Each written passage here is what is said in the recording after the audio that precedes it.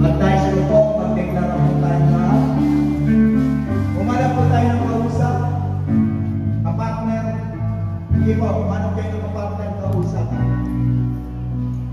Kailangan may kausap, delikado walang kausap. Kausap tayo ha. Delikado.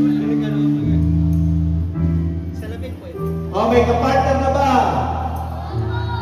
Meron na? Okay, face your partner.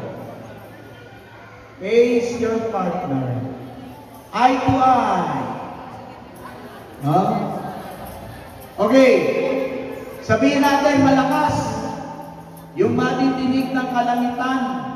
No? Sabihin natin sa ating kapartner, ngayong araw,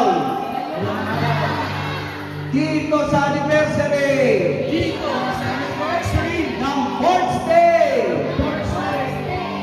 alam mo kapatid, na ang buhay mo, at ang buhay mo, tiyak at sigurado, na kay Kristo,